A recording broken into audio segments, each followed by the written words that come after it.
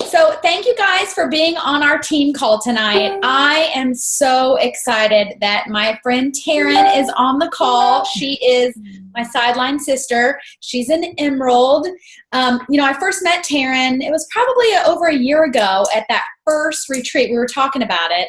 We just got to spend a week together in Kona, which was fantastic. But we first met at a retreat Sarah Taylor had done about a year ago. She was actually pregnant, though, so she didn't get to stay the whole time. But you guys, Taryn is amazing. This time last year, she was gold. She is a mommy of 3 boys, and she's a military wife. So I asked her to be on the call to just share kind of her journey with Plexus and really kind of how she works her business, and then any tips, because she did go in a year, right? You went from gold to emerald, little less than a year to make the deadline. So thank you so much, Taryn. Of course. It's been quite the journey, and I'm gonna start by saying that it hasn't always been easy.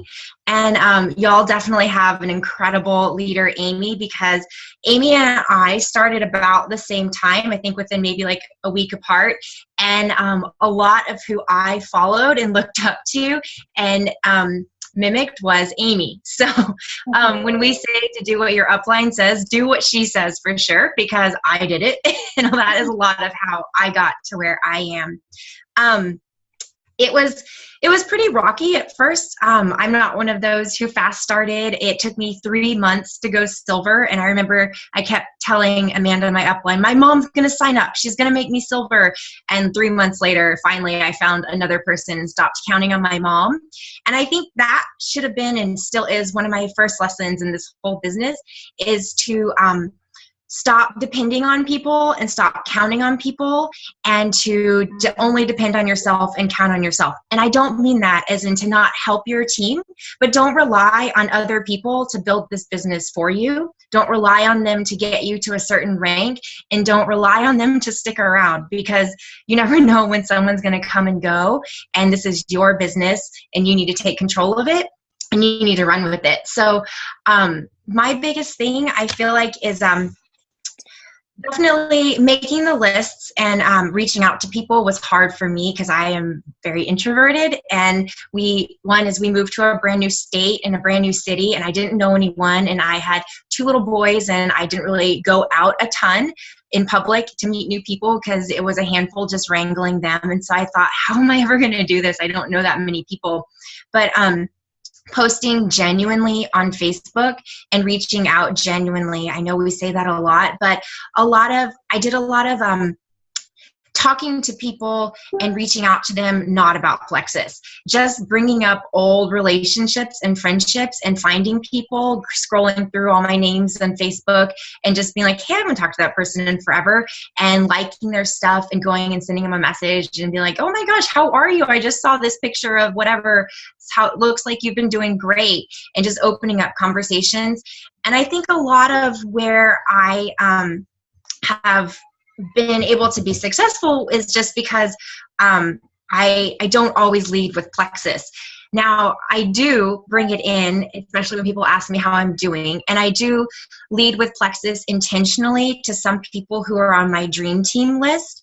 And I feel like if I was reading through another person's comments about how they got so fast and if they could go back, what they would say, and I totally agree with this, is be intentional on who you approach and approach them in the right manner. So find people who are influencers, and those are your people that are on your chicken list. They're on your chicken list for a reason, because you know that they are someone who has a lot of influence among others. And when they buy a new hair product and talk about it, everyone else tries that hair product. Those are the people to go after and be really intentional and be really bold with them.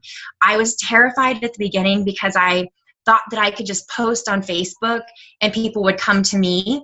And that's not the case. I definitely had to step out. I had to learn about the products. And I remember my business really started taking off when Amanda, my upline, who I signed up under, kept tagging me in all these YouTube videos and training videos. And I was so mortified because she would ask me what I thought about them. And I was like, yeah, I didn't watch it. I have no idea. And she was like, what are you doing? I was like, I have 2 little boys at home. I am overwhelmed with life. Like, I'm just trying to fit Plexus into this. And she was like, well, what are you doing while you're bathing the kids? I was like, I'm giving them a bath. And she's like, why can't you have it playing in the background? And I was like, I don't know. And she's like, what are you doing while you're driving to the grocery store? And I was like, listening to the radio. And she's like, why can't you have it playing in the background? And I was like, all right, I get it. So really, truly, when I started incorporating Plexus into literally every aspect of my life, it got to some frustrating times. My husband was a huge skeptic at first, and still throughout the beginning of my journey. And there was a lot of rocky moments where we had the whole, you're on your phone way too much. This is ridiculous. You want to be on these calls way too much. You need to be here. I'm not going to come home from work and do all of this. And it got to a point where I really sat him down and I was like, look, I put myself out here and I did this, and I'm actually more terrified of failing than I am of being made fun of for doing Plexus. So I'm making this happen. This is going to happen. I know you don't believe this because you still don't believe in this company, but this is going to happen. I'm going to change our financial future, and I'm going to show you why this is important, and I need you to help me. I need you to give me 1 year, and I need you to, if I ask you to do bath time, I need you to do bath time and not get mad at me. If I'm on my phone, I need you to just let me be on my phone. I will try to have better boundaries, but don't get mad at me. And he really gave in and helped and started supporting. And I got on every training call that Sarah and Amy and Amanda and whoever else did. I searched through YouTubes. I learned how to talk to people. I learned so much more about the products. It's all really, really basic stuff. But I started getting bold in talking to people about the business. And that's because at first I was really hesitant that, I'm only making like $600. $900. And I was like, it's life-changing for us as a family. It's helping us pay groceries and other things that went away when I stopped working because we had these kids. And so I realized that I can't minimize any of my wins, and I really need to put that out there. And I started just really telling people, approaching them as saying, I want you to do this with me because this business is so much easier to do when you have someone to do it with you. When you have a friend, we can bounce ideas off of each other. We can approach people together. We can do little Facebook parties together. And when I started telling people that I want to do this as a team and that I need someone to do this with me to be accountable, and let's do this together. We can go on these trips together and things like that. I got a lot more yeses because people, I think, realize that they're not just signing up to become an ambassador and then what? And they're on my team. They're like, okay, Taryn wants someone to do this with her. We're going to talk to people together. She's going to help validate like when I talk about Plexus, she's going to do it on these calls with me, or she's going to do trainings with me, and we're going to do this and this. I'm not going to be alone. And I tell people all the time, you are not alone. I'm here. You're never bothering me. I'm here. And that's really when I think a lot of things started changing too. Definitely pouring into your team and stepping out of your comfort zone. But for the most part, just posting every day and going after those people on your chicken list. Because when you sign up someone who's an influencer, they sign up so many people, and it just really blossoms and blooms from there. There's no magic or secret to it, but Amy is incredible. She's so knowledgeable. I've learned so much from her, and y'all are so, so fortunate to be on her team. Her posts are good. She's genuine. Her trainings are stellar. Like, I all the time listen to anything and everything Amy always has to say, and I've learned. So I just say that do what your upline says and don't stop. Always, always keep adding level ones. Always, always keep talking about it everywhere you go. Have your elevator speech. That was my biggest one, to be confident in talking about it and being bold and never shaking. I have learned so much about this company and this opportunity that we have. And we are truly at such a place where the company is in kind of a baby phase, where right now, if you just don't stop, it is the best time and the easiest time to truly make it to Emerald, because it's not a household name and these products aren't known by everyone. They haven't already all heard of Plexus and tried it once. It's brand new to so many people. And so right now, I was thinking if we can just continue on and keep sharing with every single person, no prejudgment, just share with everyone, it's definitely going to take off. So I don't know if that was super helpful or not, but that's kind of how I got to where I am, is continuing to post and reaching out and being bold and confident. Well, I think it's super helpful, and you're making me blush because, I'm just me. But would you say you're an introvert or an extrovert? Well, I'm really shy, to be honest. But the other thing is when I meet people, because I'm shy and insecure, I talk and I make fun of myself and make jokes a lot. So I am a little more extroverted than I give myself credit for. But for the most part, when I walk into a room, I'm not the one who goes and says hi to people. I stand in the back and I assess situations, and I'm more nervous and hesitant to talk to people. And I definitely am hesitant and nervous to bring up Plexus. But I find that that's always, it's easier for me because it's more genuine when I finally do bring it up, and people know me as someone who's not just in your face Plexus. They're like, oh, okay, well, I was friends with her first and she didn't shove it in my face, but now she found a reason to bring it up in a casual way, like, you should really try this. So yeah. Right. And I think that's a big one too. I think sometimes, especially sometimes when we're new, we get so caught up in the sale or finding a customer, finding an ambassador, we kind of forget about that relationship. So I love that that was kind of your method for building your team. How did you, I know you said you sat your husband down, which is great. I think that is a conversation that a lot of couples need to have. I know Steve and I had to have it. And it was really once I drew my line in the sand and said the same thing to him. What though made you kind of step out of your comfort zone and decide? Was it just the decision that you were going to do this, or what do you think helped you step out of your comfort zone and just draw that line in the sand? My biggest thing was I posted like I was supposed to post every single day, and I had some people with interest in coming to me, and I watched a lot of diamond documentaries, and that built a lot of belief in me because I was like, these people are normal people.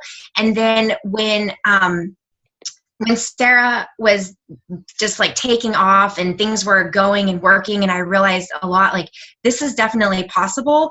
I really decided that what I'm doing right now is not going to get me there. The scared Taryn is not going to get me there. Sitting behind my computer and waiting for people to come and ask me about this is not going to get me there. Do I want to vomit when I reach out to someone? Yes. But I'm not going to die. And if they never talk to me again, then I probably won't see them in person anyways. They're just a Facebook friend, they're a friend in life, but I just see them on Facebook anyways. So it's not like I have to run into them and see them every day of my life. So why not?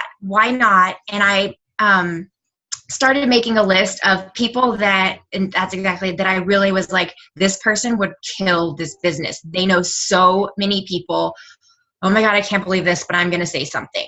And I would mention it to them and reach out to them. And the biggest thing was that, honestly, because my husband was like, yeah, okay, do this little network marketing thing, and then got frustrated.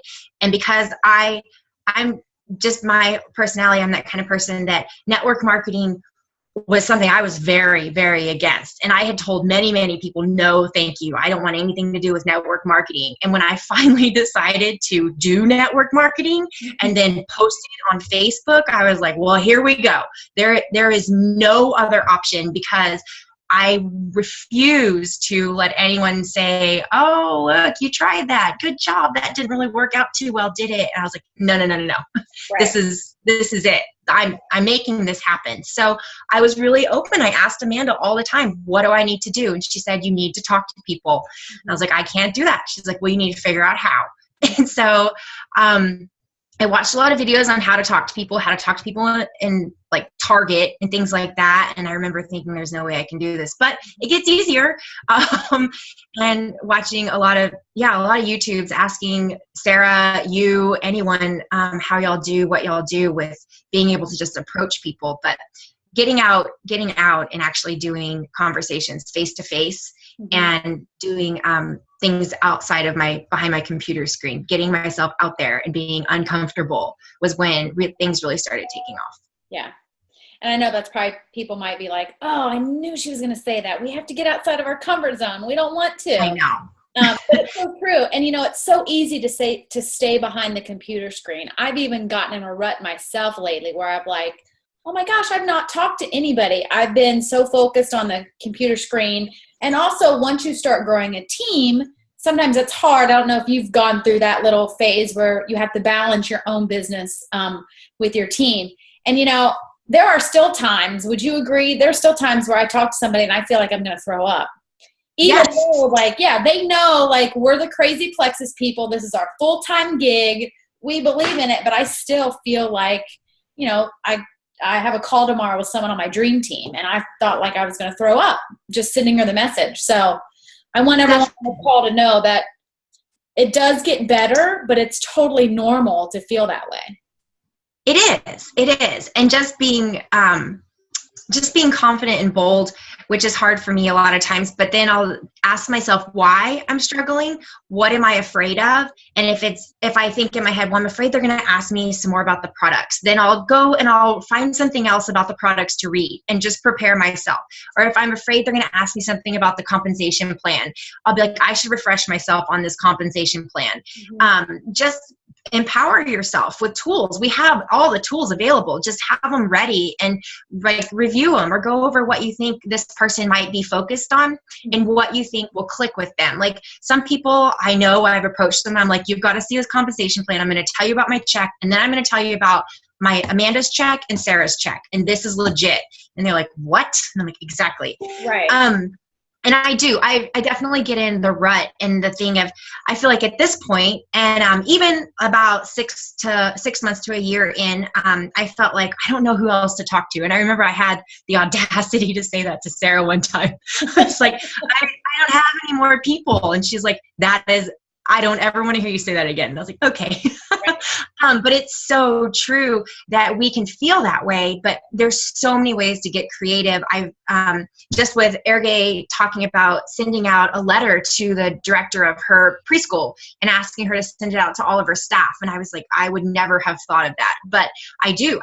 I'm taking the boys to Mother's Day out. And so as much as I kind of want to vomit, I'm going to ask the lady if she doesn't mind and word it in a way of, I absolutely love helping people with their health and these natural products. There are so many that struggle and are looking for help but don't ask. Do you mind if I were to send you an email to send out to all the teachers here, and if somebody is looking for something, then this could be an answer to prayer, and if not, then that is okay. There's no pressure, but you never know. And if you approach it always a way of you are here to help, you're not just trying to sell something, then I think people are way more open and accepting. And I've been joining tons of groups on Facebook. There's the whole Instant Pot community that I know people, there's just tons of communities on Facebook. There's find something you like. You like jewelry, Kendra Scott. There's Kendra Scott groups. There's mommy groups. I'm in a baby wearing group because I had a baby. And so I wanted to know what other kind of moms are wearing them, how, and wraps and things like that, and meet new people and join those groups, kind of interact with people, and then friend request them. And there you go. Instant more people following you and your journey on Facebook. And as long as you're authentic and just reach out to them, then you're always expanding your network. So that's helped me a lot too, when I feel like I'm stuck in a rut of who else do I talk to? I feel like I've talked to them all, but yeah. And that definitely happens. I know I've been there too. And I did a post on the team page the other day. Some people one person in particular on the team told me, said I ran out of people to talk to. And I probably had the same response Sarah did. I was like, oh no, you didn't just say that. But you do feel that way. I've even felt that way. I posted today that I actually went back through my notebook and all my scraps of paper and sticky notes, and I look and I appear to be very organized, but I'm a hot mess underneath, even though I like my color-coded pens and everything. So I had names of potentials everywhere, text messages, Facebook Messenger, sticky notes, lists. I went back through today and compiled them, and I wrote down everyone I had not followed up with within the past at least 4 or 5 months, and there were 45 people on that list. Yes. Yeah. So if that can happen to me, that can happen to anybody. I know how easy it is. Now, 40 of those people have told me no 3 times, and they've quit responding, but it's been 6 months since I followed up with them. So anyway, yeah, for sure. And I love that you mentioned the online groups. I was just looking quickly here on the participants. 4 of my level 1s I had never met in person. I met them only because we were in those groups. That is definitely a true thing. And I'm not sure I approached any of them about Plexus. I think we were friends just from the group, and they either, just saw my posts or maybe face-stalked me. Yes. I know I've reached out. Oh, sorry. I saw the question on how do you reach out to people and I know that depending on what kind of group and community and how I became friends with them, or how the reason I added them, sometimes I will reach out to them. Like, I've been reaching out to some people. I've loved there's these rompers that I think are super cute on Baby Mac. And so I've joined this whole cult community of people who are obsessed with these things. And people are literally typing in there like, I can't buy anymore until payday. And I'm like, this girl needs a job. So I'm like private messaging people. I'm like, hey, I have an awesome business that helps people get healthy. We make great money from home. It's helped me be a stay-at-home mom. And now I buy all these fun rompers and I don't have any guilt. Is it something you'd be interested in? So there's always a reason to contact someone. And to be honest, it's really sad, but there are so many people who literally are online and part of groups and part of things and need jobs. And all they want to do is stay home and with their kids or have an extra income or something that doesn't make them stress out about going to work. So I just get bold. And with those people especially, I'm like, they don't know me and I don't know them, so I don't care what they think about me. Right. But I love how you said it though, because I think sometimes when we think a cold message, we think it's scripted, it's very salesy. But even what you just said there, when you bring it back to you, it seems very genuine, even though you don't know them. But just the fact that you were like, okay, I saw your post. I work for this amazing company. We have this great opportunity and it's helped me. And here's how. I think that comes across as genuine, for sure. Do you guys is it okay if we take a couple more questions? If anybody has any more questions for you? Yeah. I know, every single Kinder Scott. Yeah, I was like, I can't believe she just said there's Kinder Scott groups on Facebook. I did not need to know that. There are. Do not join them. It's dangerous. Although there are people who have serious obsessions, like worse than I have an obsession, and they literally need money and they would do anything. I thought about placing an ad and being like, I have a job that pays in Kinder Scott, because I will literally pay people in Kinder Scott if you start adding people to my team. I think the whole group would probably sign up. That's right. You should redo our income chart on like gold bonus would get you this many Kinder Scotts. Exactly. Just put a graphic. Boom. Yeah. Yeah. Oh, so yeah, there is one. Stacy, I don't even know who Kinder Scott is. That's okay, Stacy. I didn't until I ranked to gold, and Sarah Taylor got me my first pair of Kinder Scott earrings. It's just jewelry. It's a bad obsession. It is. It's fun jewelry. Yeah. It's fun jewelry. So, somebody asked, what do you sell? Oh, you can see it. You can see it. I keep forgetting you can see the chat. Go ahead. No worries. Yes, every diamond or everyone has Kinder Scott on. It's pretty sad. I remember in the pages till people were like, what is everyone packing? And they're like, I'm packing a swimsuit, a cover up, and all my Kinder Scott. Oh God. So for my elevator speech, that was something that took a lot for me. I remember too many painful conversations where I walked away from that just wanting to really be like, oh, there went that. They're never going to talk to me again, because I would vomit Plexus on people and I would get so scared because I like science a lot, and that's my background. And so I love to just spout off facts and just overwhelm people. But I remember Amanda, I was asking her one time, because I was like, I really don't feel like it goes over well at all. And people kind of glaze over and look at me, and then they change the subject. Because I think I lost them at Plexus is. And she's like, well, what do you say? And I went into this whole spiel, and she's like, why? I just say it's a pink drink, and it's awesome. It gives me tons of energy. I can keep up with my kid, and I've lost some weight. Like, you should try it. And I'm like, that's all you say? Yeah, pretty much. So everyone's elevator speech is different, but the best thing is to really tailor it to the person. So when you're giving an elevator speech, for the most part, you can kind of pick up on some cues. If you know the person, like, I know this person's looking for weight loss, or I know this person's looking for energy, or I know this person really needs a job. So a lot of times I just say, it's a natural health company. We have a pink drink. It's super easy because it's not a meal replacement. So I just drink it in the morning, and it burns fat and gives me energy all day long, and helps me to not eat all the junk food that I used to stuff my face with because I don't crave it anymore. And then I usually will say, like, what are you interested in, or what do you need help with? Or you should totally try this. It's super easy. I have a sample. Do you want one? That is exactly what I say. And that goes over way better than it helps regulate blood sugars, and it has chromium and all of these other things. And people are like, yeah, they're like, yeah. I don't know what that is. So super, super simple. Keep it really, really simple. Simple. I love that. And the other thing too, I like to tell people is you're treating it like a conversation. You don't have to give them all the information right then, right? You have, you want to engage in that dialogue. You can give them conversation later, or you can give them that detail later. So exactly. One person said, you can't see it. I think she sent it to me private. She said, though, she literally is drinking her pink drink in the elevator at work, and she freezes when somebody says, what are you drinking?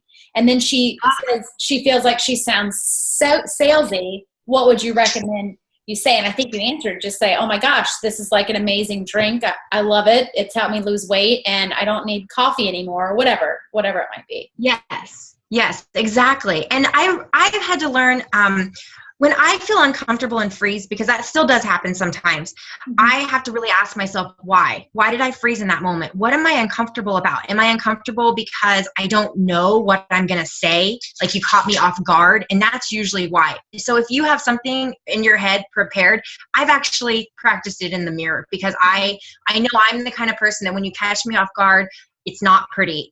It's never going to work. And I start freaking out, and I almost actually want to cry. And I might start tearing up because I don't know what to do, and I panic big time. So practice it in the mirror.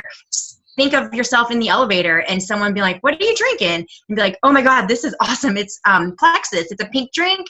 I don't even have to drink coffee all day anymore. I have energy, and I love it. Have you tried it? Do you want a sample of it?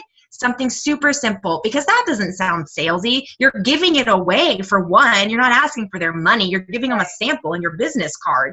And you're telling them how it's helped you. But literally practice it in front of a mirror. I promise you, and prepare yourself with what you're going to say and when you're caught, so that you're confident in what you're going to say. And that's what makes you not second guess yourself and doubt yourself and retreat in the conversation. I love that. That's so true. And that's something I've forgotten just the other day. I still practice it all the time. And I realized that the other day Adelaide goes, Mommy, who are you talking to? And I was like, oh, yeah, Mommy's practicing. I'm talking to my pretend teammates. Definitely. So I love that. And one thing that everything you're talking about is making me realize how Plexus, really, to be successful in this business, it forces you to grow. Like, you have to grow as a person. You have to be willing to do that, especially like you said, every single time something happened, you would look at yourself and be like, okay, well, why was I afraid? Or why didn't I speak up? Or why? And so that, that's huge. You have to be willing to grow yourself to grow your business. And I love that. So how do you approach people at the store or if you're out somewhere? If I'm out somewhere, this one's a lot harder for me, and I'm constantly working on this, because cold people, even though they're strangers and I know I'll probably never see them again, terrify me. But if they have kiddos or something and it's during the daytime, of course, I'm like, hey, do you work?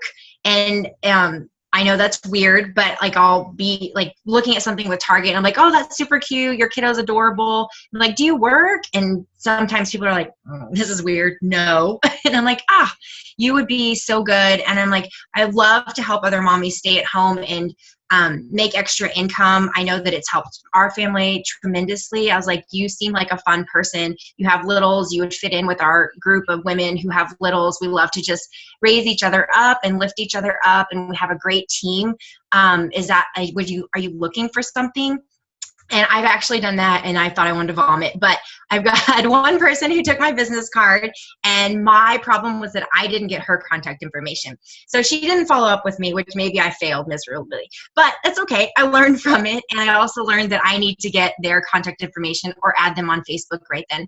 But I've also, with people, I've just kind of, I have used the thing of I'm new around here because we had been newer, and I was like, and I love to meet other moms. If you'd ever be interested in just hanging out, I know you don't know me, but you have a little one that's about my little's age, and if you ever want to mom a friend to go grab coffee or just hang out with, I love new friends, and I've just given my card away that way too. There's always something to say to people, and it seems weird, but we all love to meet people, and I mean, no one's gonna. I mean, if you don't ever see them again, you don't ever see them again. Who cares? Right. Well, and I think sometimes too, if you think about it as just meeting somebody new and not plexus, like how do I talk about plexus? How do I work that in? It's easier. If you just look at it as meeting new people and being friendly. When we were coming back from Kona, we were sitting in the airport and I was at the bar and I just started chatting to the stranger sitting next to me and the bartender. And all I said was like, how you doing? And then I asked her, I'm like, where are you traveling to? What do you do for a living?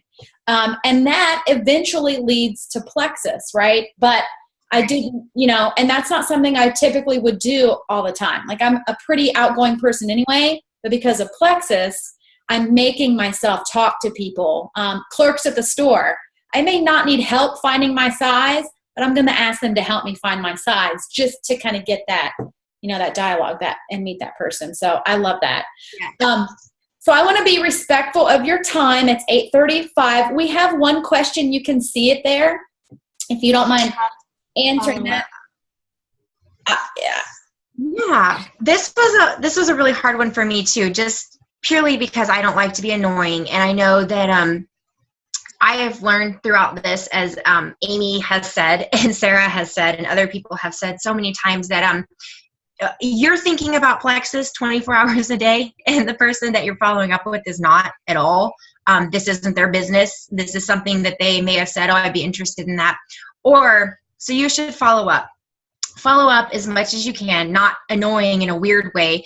Following up could even be something as simple as like that picture you just posted of your baby and you at blah, blah, blah is so stinking cute. Just wanted to say hi and tell you I love watching all the fun adventures you're doing. And that just pops them in their head. They're like, oh yeah, Taryn, oh my God, I did have that conversation about plexus with her. Did I ever get back to her about that? I don't think I did. And then they're like, oh, thank you so much. And I forgot, yes, talk to me about plexus. Or if you have people who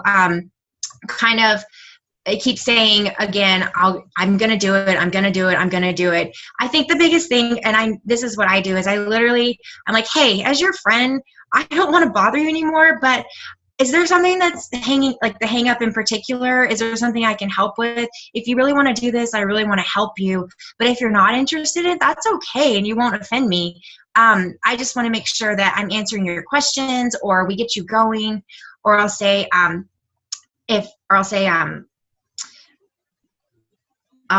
followed up with, hey, I know I've asked you a million times and I really don't want to bother you, but if you want to do this, I'm ready and I'm ready to help you. Or what's your hold up? What's holding you back? Because if it's cost, then I really want to help you with that. Or if you're afraid, I was afraid too.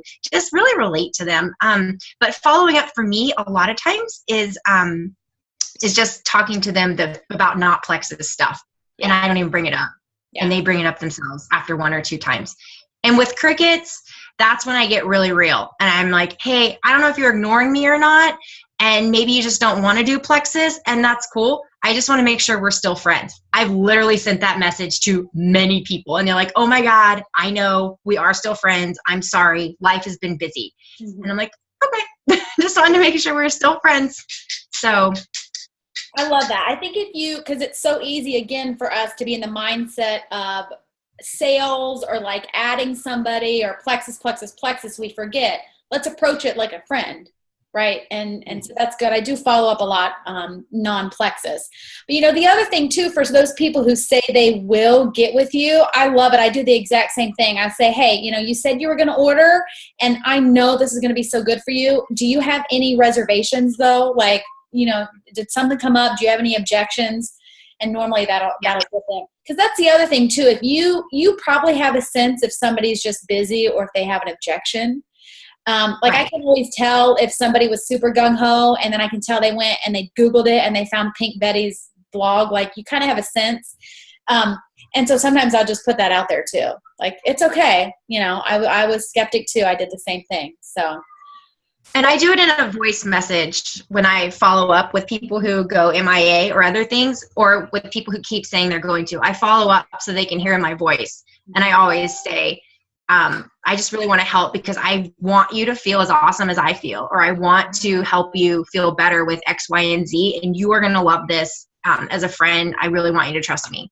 Awesome. So it helps versus just the text that they read. Yeah. Did you do a lot of 3-ways or anything with Amanda, your upline, when you were new with potentials, or any phone calls or anything?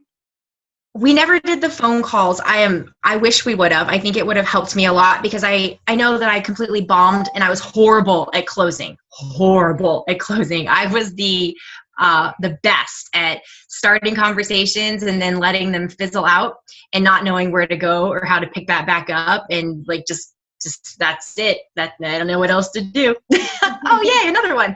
I was like, and now I'm stuck.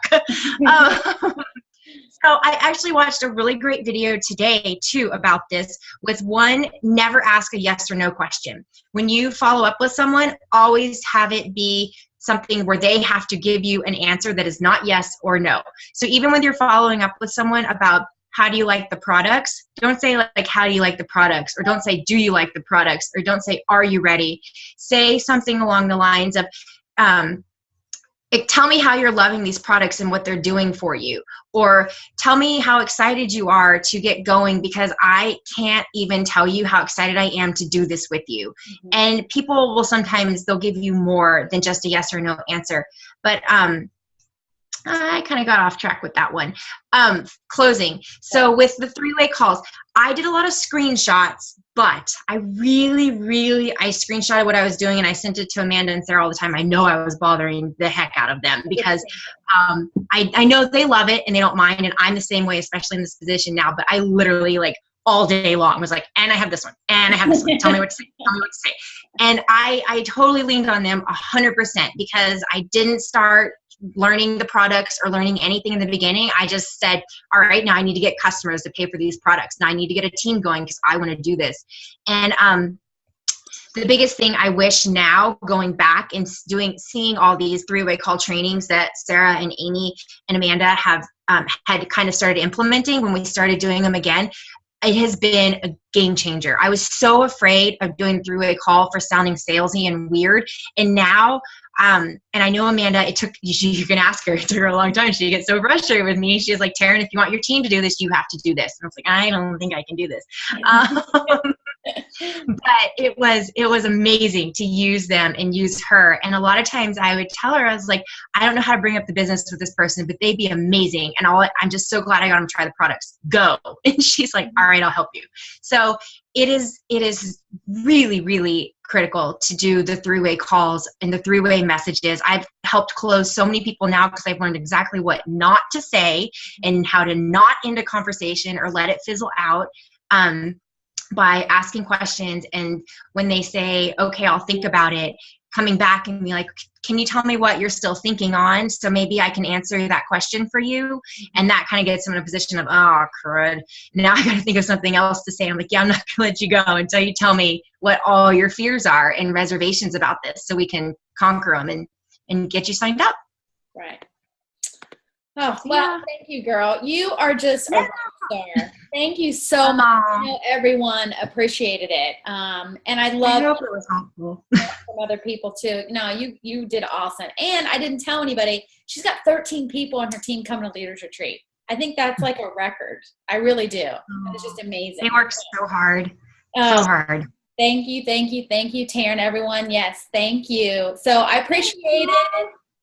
Bye. Thanks for having me. See y'all later. Bye.